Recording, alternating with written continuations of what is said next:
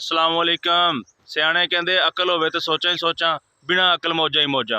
वो हिसाब आ सलमा भट्ट साहिबा ने किया भी आखिर जट जिहड़ा जमींदार है ना वो झूठ बोलदा, आखिर दो दो तीन तीन फसलां वो बीजदा ते दसदा नहीं। ਇਹ ਤੁਹਾਡੇ ਸਾਹਮਣੇ ਲੱਗੇ ਪਏ ਆ ਪਿਆਜ਼। ਇਸ ਤੋਂ ਪਹਿਲੇ ਲਾਈ ਸੀ ਇੱਥੇ ਕਪਾਹ ਦੇ ਵਿੱਚ 70-80 ਹਜ਼ਾਰ ਰੁਪਈਆ ਕਿੱਲੇ ਪਿੱਛੇ ਘਾਟਾ ਕੀਤਾ ਤੇ ਇਹ ਗੰਢੇ ਬੀਜ ਬੈਠੇ ਆ। ਹੁਣ ਗੰਢਿਆਂ ਦਾ ਹਾਲ ਤੁਹਾਡੇ ਸਾਹਮਣੇ ਆ ਕਿ ਪਟਾਈ ਦੇ ਪੈਸੇ ਵੀ ਨਹੀਂ ਪੂਰੇ ਕਰਦੇ। 50 ਰੁਪਈਏ ਦੇ 5 ਕਿਲੋ ਵਿਕਦੇ ਫਿਰਦੇ ਆ। ਇਹ ਪਟਾਈ ਦੁੱਖੋਂ ਪਏ ਆ ਵੀ ਇਹਨਾਂ ਦੀ ਪਟਾਈ ਦੇ ਪੈਸੇ ਜ਼ਿਆਦਾ ਵਾ, ਉੱਤੇ ਖਰਚਾ ਜ਼ਿਆਦਾ। ਇਹ ਪਟਾਣਾ ਹੀ ਨਹੀਂ, ਦਫਾ ਕਰੋ, ਵਿੱਚ ਹੀ ਵਾਹ ਦਿਆਂਗੇ ਇਹਨਾਂ ਨੂੰ। ਤੇ ਅੱਗੋਂ ਆ ਗਈ ਹੈ ਕਣਕ।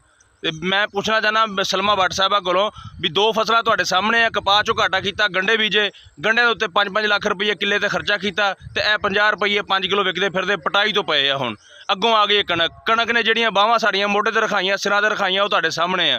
ਤੇ ਜਿਹੜੇ ਤੂੰ ਕਹਿ ਰਹੀ ਆ ਨਾ ਵੀ ਮਕਈ ਵਾਲੇ ਤੇ ਸਰੋਂ ਵਾਲੇ, ਤੇ ਮਕਈ ਸਰੋਂ ਵਾਲੇ ਜਿਹੜੇ ਹੱਜ ਉਮਰੇ ਕਰ ਰਹੇ ਆ ਨਾ, ਉਹ ਵੀ ਸਾਨੂੰ ਪਤਾ ਵਾ।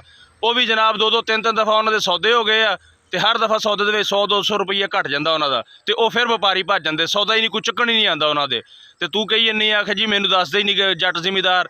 ਐਡੀ ਤੂੰ ਸਿਆਣੀ ਨਾ ਬਣ ਬੀਬੀ। ਸੋ ਅਗਰ ਸਾਡੀ ਤੂੰ ਕਮ ਅਜ਼ ਕਮ ਕੋਈ ਆਸਾਨੀ ਜਾਂ ਕੋਈ ਸਹੂਲਤ ਨਹੀਂ ਦੇਣੀ, ਕਮ ਅਜ਼ ਕਮ ਕਿਸਾਨ ਦੀ ਇੱਜ਼ਤ ਤੇ ਕਰ। ਤੂੰ ਤੇ ਇੱਜ਼ਤ ਵੀ ਨਹੀਂ ਕਰਦੀ ਕਿਸਾਨ ਦੀ। ਸਾਡੇ ਮੁਲਕ ਦੇ ਵਿੱਚ ਤਾਂ ਹਿਸਾਬ ਉਹ ਆ ਵੀ ਛੋਲੇ ਖਾਣ ਨੂੰ ਬਾਂਦਰ ਤੇ ਟੰਬੇ ਖਾਣ ਨੂੰ ਰਿੱਛ। ਅਸੀਂ ਤਾਂ ਸ਼ੁਰੂ ਤੋਂ ਹੁਣ ਤੱਕ ਟੰਬੇ ਹੀ ਖਾਂਦੇ ਆ ਰਹੇ ਹਾਂ ਤੇ ਛੋਲੇ ਤੁਸੀਂ ਖਾਣੇ ਆ।